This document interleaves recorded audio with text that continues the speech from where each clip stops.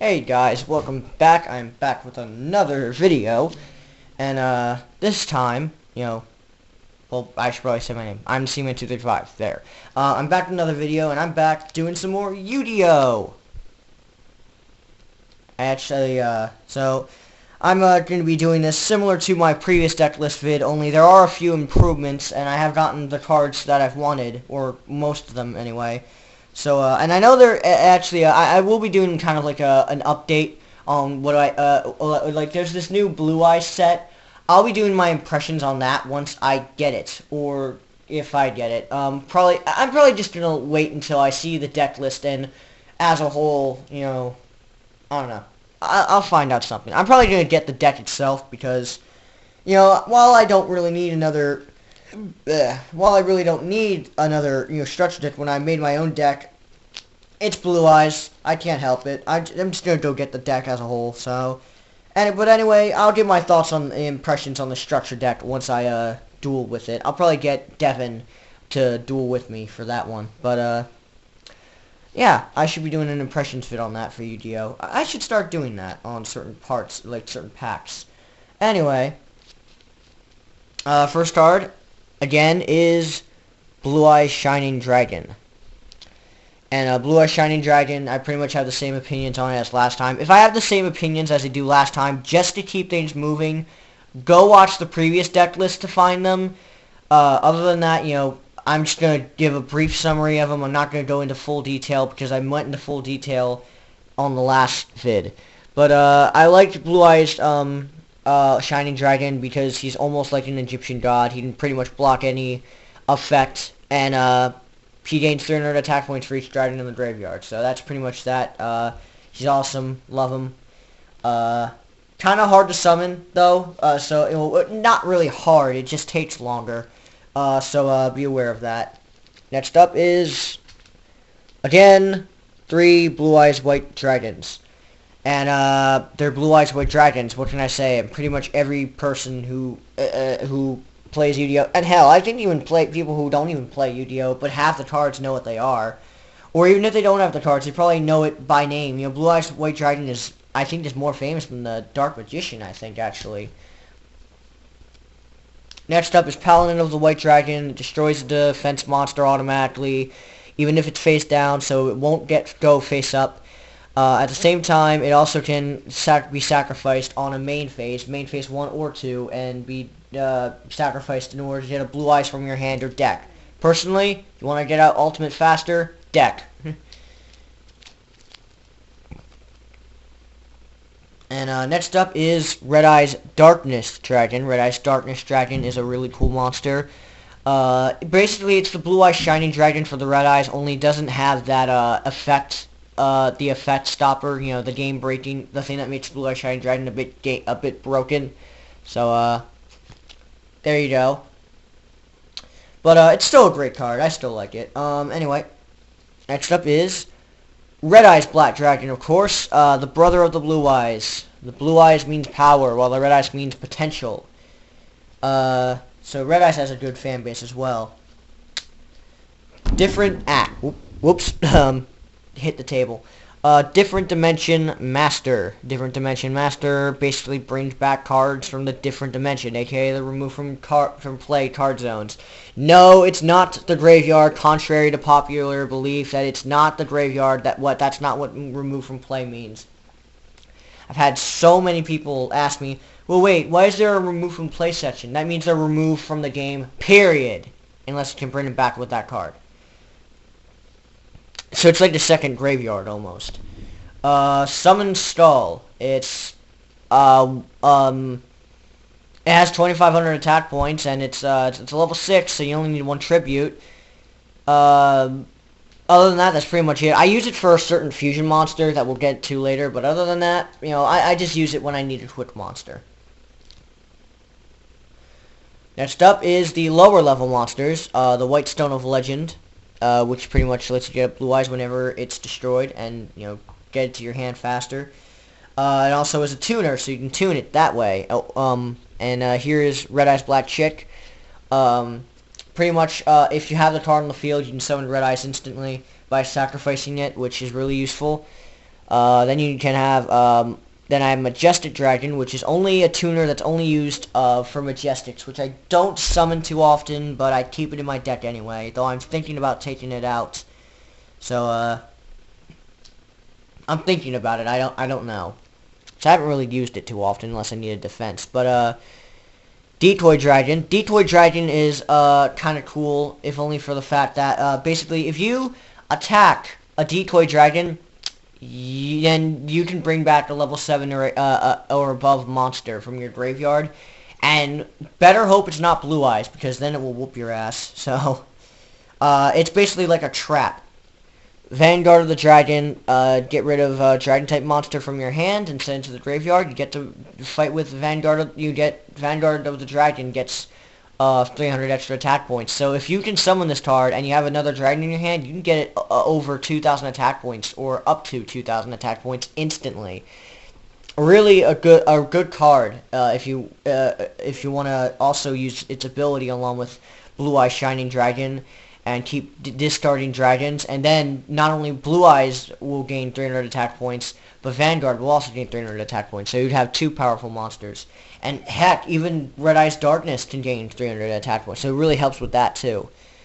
And two Junk Synchrons. Pretty much just for tuning purposes, that's pretty much it. That's pretty much all I use Junk Synchron for. And another tuning monster, Iron Chain Coil, pretty much another tuning monster that's not Junk Synchron. Next up is the monsters that I use for tuning, Tuning Wear, and a Pocket Quill. Now, a Pocket Quill has another ability, but I'm not even going to bother saying it since I never use it. Actually, you know, let's say it. Why not? When this card is on the field and is destroyed and sent to the graveyard, you can select one Oracle of the Sun and special summon it from your graveyard.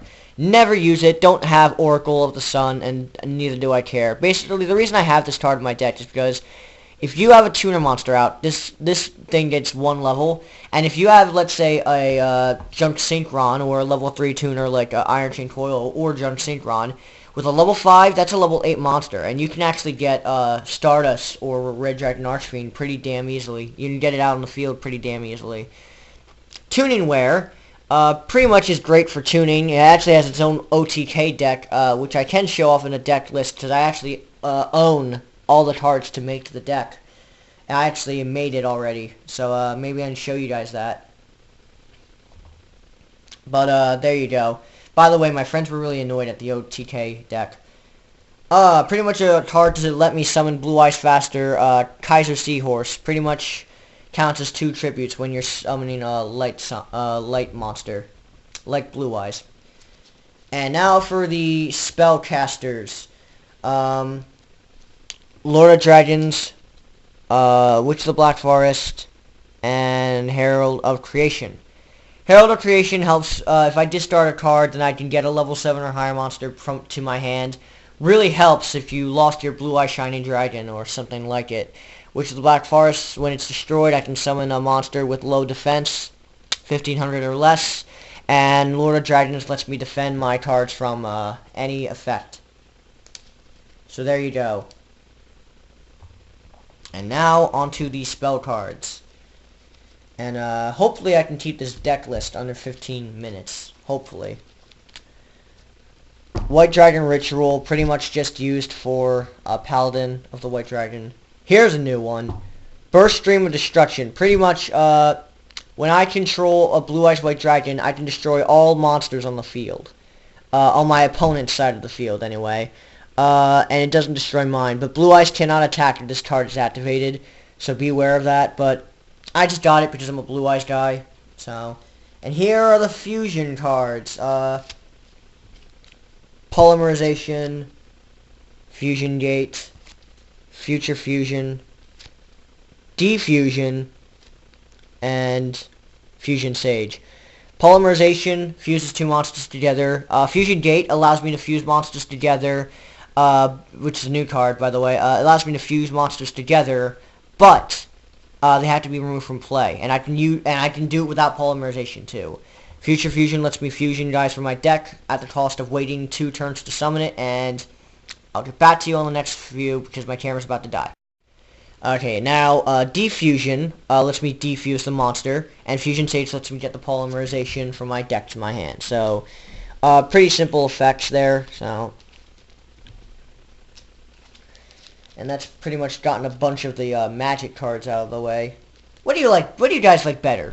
Answer me in the comments. What do you think? Comments. What do you think is better? Spell card or magic card? I always like magic card better. I don't know why. Maybe because I'm a classic fanboy, but you know, I like magic card better. Yet I use spell cards. I guess that, yeah, whatever. Anyway, now for the equipment: Silverwing, Megamorph, Axe of Despair. Silverwing pretty much allows me to equip it to a level 8 Synchro Dragon type monster like Stardust, and whenever it's attacked, up to 2 per turn, it won't be destroyed. You still take damage, but it won't be destroyed. However, if it's destroyed with a card effect, I can destroy Silverwing instead of the monster. Megamorph doubles the attack as long as I have higher, as long as I have lower life points than my opponent. It doubles the attack point. It just doubles the attack. However, Megamorph, not Megamorph, I'm sorry, Axe of Despair. Axe of Despair increased my attack by 1,000 points. Oh, by the way, for Megamorph, make sure you only use it when you have lower life points than your opponent. Otherwise, it will half the normal monster's attack. So that sucks. And Axe of Despair, it increases the amount of attack by 1,000, and when the card's sent to the graveyard, you contribute a monster, so you can return it to the top of your deck. So remember that. And some staples: Pot of Greed, draw 2 cards. Swords of Healing Light. You basically defend yourself for 3 turns. You can't get attacked for 3 turns, and all monsters have to be faced up. Mystical Space Typhoon destroys a spell and trap card, but doesn't stop the ability. And Monster Reborn allows me to revive a monster from either person's deck. My god, that's a mouthful. Try saying everything I said about these cards, everything I said about all 4 of these cards, 3 times fast. I dare you to.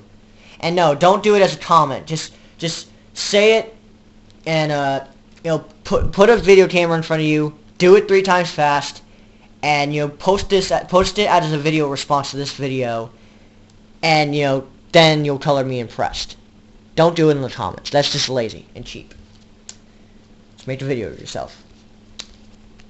Anyway, now for the spell and trap stoppers: 7 Tools of the Bandit, Magic Jammer, and Starlight Road. Starlight Road lets me destroy a card that would destroy 2 or more of cards I control.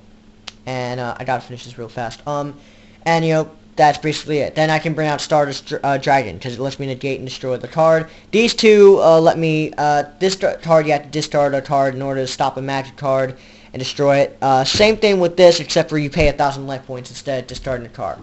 And I gotta finish this up fast. I only have like 2 minutes left. So if I had to make this 2 parts, I will. But still. And the attack stoppers. Max Cylinder, Sakuretsu's Armor, and Mirror Force. Mirror Force, negate a monster's attack, destroy all his attack position monsters on the field. Sakuretsu Armor, same thing, only it only destroys the 1 monster who attacked instead of destroying all of them. Magical Cylinder basically negates the attack, and at the same time it also dishes out the same, basically the original attack of the monster will damage the opponent, no matter how many attack points they have. So, you know, you basically like a reflect attack. And here are the other trap cards. Dragon's Rage will dish out damage even if your opponent is in defense mode, as long as it's a dragon type monster. Ultimate Offering will let you summon as many monsters as what you want at the cost of 500 per monster, besides your original summon. And Tuner Scheme lets me take control of a synchro. And that's pretty much it for my deck. Now let's move on to the fusion monsters in the next vid.